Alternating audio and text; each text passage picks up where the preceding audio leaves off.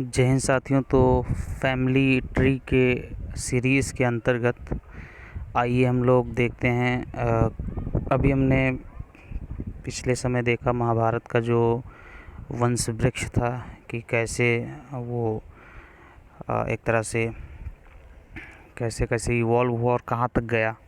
तो उसी की सीरीज़ में हम देखते हैं कि जो रामायण है उसकी जो डायनेस्टी है वो कौन सी थी और वो जो आगे कहाँ तक गई और उसके कौन कौन से पात्र थे, तो उसी के बारे में यहाँ पे हम लोग देखेंगे। तो जो रामायण है ये सूर्य वंश है, एक तरह से सूर्य इनके पूर्वज हैं। और जो इक्ष्वाकु डायनेस्टी है, यहाँ पे इक्ष्वाकु आप देख रहे होंगे, और ये हैं मनु, ये हैं पृथु। और मैं मोटा मोटा आपको बता देता हूँ एक बार, फिर इसके बाद में आगे डिटेल में देखते हैं। तो ये चीज़ें यहाँ पर हैं। तो ये चीज़ें यहाँ पर हैं, जैसे आप देख रहे होंगे कि इक्ष्वाकु हैं, और फिर इसके बाद में इन्हीं के जो पूर्वज में हरिश्चंद्र हैं, बहुत बड़े एक सत्य हरिश्चंद्र नाटक भी आपने देखा होगा, और इसी में भागीरथ हैं, और इसी में एक तरह से दिलीप हैं, और फिर इसके बाद में यहाँ पर अम्बरीश हैं, और यहाँ पर दशरथ हैं। और जो दशरथ हैं उनके जो पूर्वज में हैं अज हैं, रघु हैं, दिलीप हैं। ये दिलीप द्वितीय हैं, पहले भी हो चुके होते हैं एक बार। और इसके बाद में राम होते हैं, फिर लव और कुश होते हैं। तो जो लव की डायनेस्टी इधर और कुश की डायनेस्टी इधर। तो जो एक तरह से लव की डायनेस्टी है वो बृहदशया इनके एक तरह से रहते हैं, और ये महाभारत वार में इनकी डेथ होती है इस पीपीटी के अनुसार। क्योंकि जो ये पहले तो सतयुग था, फिर त्रेता युग था, फिर द्वापर युग था। तो द्वापर और जो अभी जो काली युग है, कली युग है, तो जो द्वापर है उसके अंत होते होते महाभारत हुआ था। तो उसमें ये इनकी भूमिका थी। तो क्योंकि बहुत बड़ी सीरीज़ यहाँ पे इनकी जो चली आ रही होती है, तो ये डायनेस्टी में रहे होंगे, और ये उस लड़ाई, महाभारत की लड़ाई में भाग लिए होंगे, तो इसलिए इनका नाम यहाँ पे आ रहा है। तो आइए शुरू से देखते हैं कि क्या क्या थे। तो देखिए यहाँ पर जो एक तरह से जो पहले थे वो कश्यप अदिति थे। ये अदिति और एक तरह से एक और इनकी सिस्टर थी, ये देवताओं के ही पुत्री थी। और इन्हीं से मतलब जैसे मनु और शत्रुपा हिंदू माइथोलॉजी के अनुसार, जैसे जो एब्राहमिक रिलीजन है जिसमें यहूदी हैं, क्रिश्चियन हैं और इस्लाम है।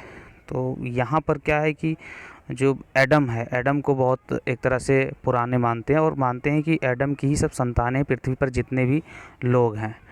तो वैसे ही यहाँ पर क्या है कि जो सारे हिंदू माइथोलॉजी के अनुसार कि जितने भी यहाँ पर नर और नारी हैं, ये सारे के सारे एक तरह से मनु और शत्रुपा के ही संतानें हैं। और ब्रह्मा जी ने उन्हें आशीर्वाद दिया था कि जाओ आप लोग एक तरह से सृष्टि का निर्माण करो, और सृष्टि में आप मनुष्यों की योगदान को बढ़ाओ। तो इस तरह से यहाँ पे बढ़ी। लेकिन अभी देखते हैं इसमें क्या है। फिर सूर्य हैं, फिर मनु हैं, फिर इक्ष्वाकु आते हैं। फिर इसके बाद में बिकोसी सासदा हैं, और इसी के साथ साथ में ककुत्सा हैं, फिर सुयोधना अनेया हैं, फिर इसके बाद में पृथु हैं। ये इनकी इमेज है पृथु की, ये रथ से हैं, और आगे इनके एक भागती हुई गाय को दिखा रहे हैं यहाँ पर। फिर विश्वाज्ञा अश्वा हैं, फिर इंदु अर्धा हैं, फिर जुवेनस्वा फर्स्ट हैं, फिर श्रावस्ता हैं, फिर बृहत्स्वा हैं, फिर कुवलस्वा धुंध मारा हैं। और इनकी जो 3 संतानें हैं, दृढ़स्वा, दंडा और कपिलस्वा, ये और ये। फिर इसके बाद में जो दृढ़स्वा हैं, इनकी जो ज्येष्ठ संतान है उसका नाम है प्रमोदा, और फिर उनकी जो संतान है वो है हर्यश्वा, और फिर हर्यश्वा से निकुंभा, और निकुंभा से सम्हात्स्वा। और सम्हात्स्वा के 2 बेटे होते हैं, एक तो होता है अकृतस्वा कृषया, और एक होता है रणस्वा। फिर जो अकृतस्वा कृस्वा से एक तरह से युवांशवा सेकेंड होते हैं, और इनकी जो आगे जो डायनेस्टी है वो रुकती है। और फिर जो इनके दूसरे भाई होते हैं रानस्वा के एक मानधात्री नाम के होते हैं। मानधात्री से पुरुकुत्स, और इसके बाद में धर्मसेना, फिर इसके बाद में मुचुकुंडा, फिर शत्रुजीत। तो इतने तरह के 4 इनके संतान होती हैं। फिर इन चारों से देखते हैं क्या आगे कैसी डायनेस्टी चलती है। फिर जो इनके ज्येष्ठ पुरुकुत्सा होते हैं ये वसुधा त्रत्सु होते हैं, फिर समुसति, फिर त्रिंदवन, फिर तरायार्ना, फिर सत्यवर्ता, फिर सत्ययार्था, त्रिशंकु। ये त्रिशंकु की आपने एक तरह से वो कथा भी सुनी होगी सत्यार्था त्रिशंकु। त्रिशंकु क्या होते हैं कि जैसे ये तो त्रिभुज हो गया, और त्रिशंकु क्या होता है कि अभी मैं इसको बता ही देता हूँ। त्रिशंकु की कथा ये है कि एक बार क्या होता है कि अभी पार्लियामेंट में भी इसका यूज होता है। त्रिशंकु एक तरह से मॉडल में गवर्नमेंट चलाई जा सकती है, या उस टाइप का है इसमें कि कैसे क्या होता है वो। उसमें ये होता है कि एक यही जो राजा होते हैं जो इनका नाम दिया है सत्यार्था त्रिशंकु, ये ईश्वर से वरदान ले लेते हैं इतना खुश होकर शंकर जी से कि ये इंद्रलोक पे एक तरह से इंद्र के बराबर हो जाते हैं और इंद्र का सिंहासन मांग लेते हैं। तो इंद्र को बड़ी चिंता होती है, वो दूसरे विष्णु भगवान के पास जाते हैं कि शंकर जी भोले हैं, उन्होंने तो ऐसा वरदान दे दिया, अब क्या किया जाए। तो वो कहते हैं कि कोई बात नहीं है, उनको सिंहासन मिलेगा, लेकिन उनको वो आएंगे तब तो मिलेगा उनको सिंहासन, उनकी जिम्मेदारी मुझ पर छोड़ दो। तो क्या करते हैं कि विष्णु जी उनको बीच में ही एक तरह से लटका देते हैं। तो वो स्वर्ग और जो एक तरह से पृथ्वी लोक है उसकी बीच में ही लटका देते हैं, और उनको एक तरह से त्रिशंकु के आकार में रख देते हैं, और उनको ये लगता है कि वो पहुंच गए हैं, लेकिन एक्चुअल में वो नहीं पहुंचते हैं। तो यही ये कहानी थी उसमें, तो यही रहती है। फिर इसके बाद में जो ये त्रिशंकु हैं, इसके बाद में हरिश्चंद्र। आपने हरिश्चंद्र का ये देखिए, हरिश्चंद्र सत्यवादी राजा हरिश्चंद्र, जो इनके बेटे होते हैं राहुल होते हैं, और इनकी पत्नी, और एक तरह से सच्चाई का साथ नहीं छोड़ते हैं। ईश्वर भी इनकी बहुत परीक्षा लेता है। एक तरह से ये मरघट पे जो आज का काशी है वहाँ पर ये एक तरह से उस डोम का काम करते हैं, जो चिताएं जलाने का काम करते हैं, उससे जो कर वसूलते हैं, थोड़ा बहुत जो पैसे मिलते हैं उससे अपना गृहस्थी चलाते हैं, लेकिन अपना सत्य नहीं छोड़ते हैं, और लास्ट में इन्हीं की विजय होती है। फिर इनके जो पुत्र होते हैं वो होते हैं रोहित, सॉरी मैंने राहुल बताया है, इनके जो पुत्र होते हैं रोहित होते हैं। और फिर वीरका होते हैं, फिर बाहु, फिर सागर, फिर असमंजस, फिर अंशुमान, फिर दिलीप वन, और भागीरथ। आपने जो जो गंगा है इसका नाम भागीरथी भी है, क्योंकि जो गंगा नदी है इसको स्वर्ग से उतारने का काम जो भागीरथ ने किया था। तो गंगा को भागीरथ भी कहा जाता है। वो कई वर्षों तक अपने एक ही पैरों पे खड़े होकर भगवान शिव की आराधना करते हुए शिव गंगा नदी को स्वर्ग से धरातल पे लाए थे। फिर जो भागीरथ थे इनके बेटे थे नभागा, और जो नभागा थे इनके जो संतान थी वो थी अम्बरीश, और फिर इनसे सिंधुदीप, फिर आयुत्सुत, फिर ऋतुपर्ण, फिर कल्म सप्द, फिर सर्वकर्मन, फिर अनार्ण्या, फिर निगन, फिर अनामित्रा, और दिलीप द्वितीय, और फिर दिलीप द्वितीय से रघु, और फिर अज, फिर दशरथ। तो ये राजा दशरथ की है इमेज। फिर राजा दशरथ से राम, लक्ष्मण, भरत, शत्रुघ्न, ये 4 भाई होते हैं। जो 3 इनकी रानियां होती हैं उससे, और जो राम होते हैं ये कौशल्या के बड़े बेटे होते हैं। फिर इसके बाद में भरत कैकेयी के, और जो लक्ष्मण और शत्रुघ्न हैं वो तीसरी इनकी पत्नी के होते हैं। तो इस तरह से यहाँ इनके 4 बेटे होते हैं। और जो राम के बेटे हैं वो हैं कुश और लव। और अब लव और कुश की डायनेस्टी देख लेते हैं।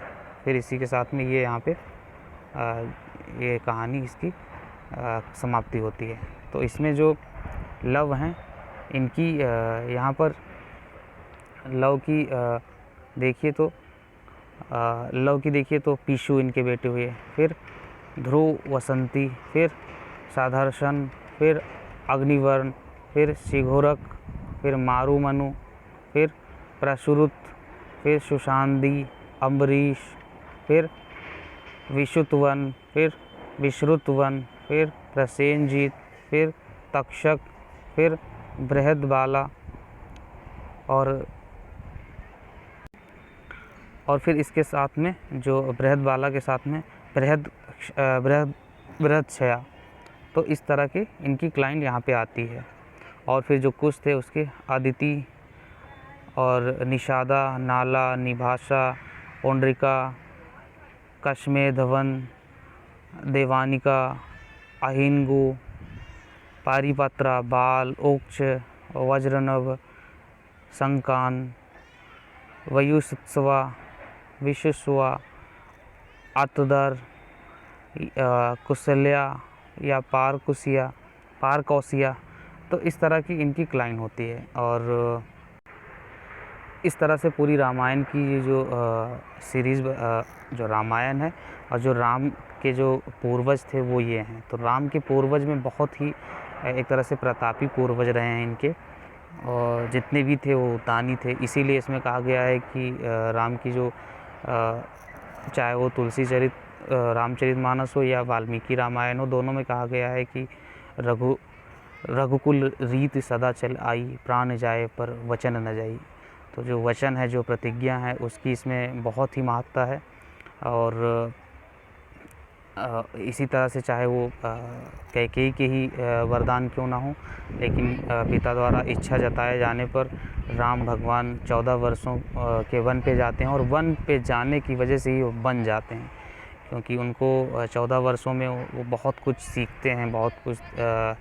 और वो जब जाते हैं वन में, तो वहाँ पे जो एक तरह से दबे कुचले, शोषित, वंचित हैं, उनसे बात करते हैं, सबरी से बात करते हैं, निषाद से बात करते हैं, सुग्रीव जो हारा हुआ है उसकी मदद लेते हैं।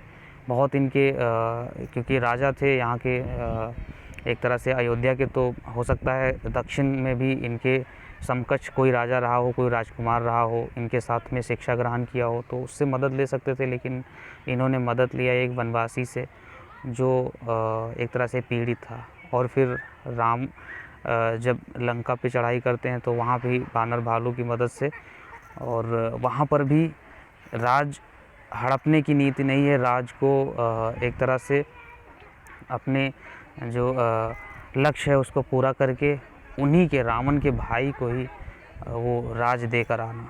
तो एक तरह से ये भी महानता है। और अगर आप देखें तो जो रामायण है, रामायण में आप किसी भी आप मान लीजिए एक बेटे हैं, या एक टीचर हैं, या एक बाप हैं, या कोई भी रिश्ते नाते में आ रहे हैं, तो आपको यहाँ से आसानी से ये मिल जाएगा, किसी न किसी आपको अपना पात्र मिल जाएगा। इसमें रामायण में भी आपको पात्र मिल जाएगा, और महाभारत में भी आपको अपना पात्र मिल जाएगा। अगर आप जो कुछ भी हैं, आप इस जो एक तरह से पृथ्वी रूपी रंगमंच पे जिस भी किरदार में अपनी एक तरह से भूमिका में हैं, तो उस भूमिका, चाहे वो आप कोई महिला हों या पुरुष हों, तो आपको हर तरह के यहाँ पे किरदार, माता सीता का किरदार, और किस तरह से राम को मर्यादा पुरुषोत्तम कहते हैं, कैसे लक्ष्मण जैसा भाई, भरत जैसा भाई, और किस किस तरह से यहाँ पे एक तरह से अनूठी मिसाल हैं।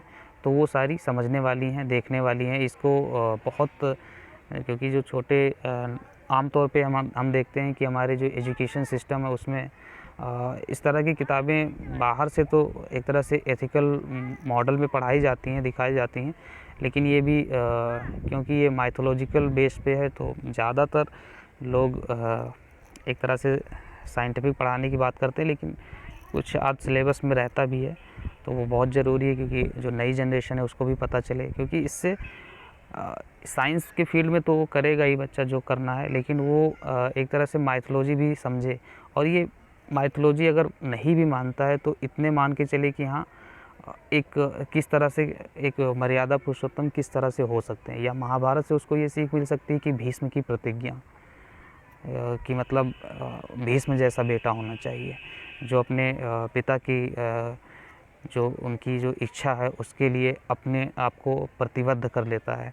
और उसमें धृतराष्ट्र को या युधिष्ठिर को या विदुर को या किसी भी आप किरदार को उठा लीजिए तो या द्रोणाचार्य को, गुरु में द्रोणाचार्य हैं, भले ही जिस कुलगुरु में कुलगुरु हैं द्रोणाचार्य इनके एक तरह से हस्तिनापुर के, तो उसमें हस्तिनापुर जब हस्तिनापुर के ऊपर एक तरह से हस्तिनापुर से और पांडु के बीच में जब लड़ाई होती है तो वो ना चाहते हुए भी हस्तिनापुर की तरफ से लड़ते हैं, क्योंकि गुरु होते हैं। और वही नहीं, वहाँ के और भी चाहे वो भीष्म हों या और भी हों, जो एक तरह से ना चाहते हुए भी विदुर हों या ना चाहते हुए भी दुर्योधन के पाले में खड़े रहते हैं। तो ये सब सारी चीज़ें हैं, उनकी मजबूरी क्या है, कैसी कैसी दुविधाएं होती है, तो वो आपको पता चलेगा। तो ये कोई एक तरह से थोपने वाली चीज़ नहीं है, आप खुद अनुभव करके देखिए तो आपको बहुत ही अच्छा लगेगा। और आपको लगेगा कि हाँ, बहुत सारी जो चीज़ें आज हमारे पास आसपास घट रही हैं तो उनका इसमें बहुत ही आंसर छुपा हुआ है। और एक तरह से ये दोनों एपिक जो महाभारत हैं और जो रामायण है, ये बहुत ही एक तरह से बहुत ही कुछ समझाने और समझने वाले हैं। तो बहुत बहुत धन्यवाद। जय हिंद।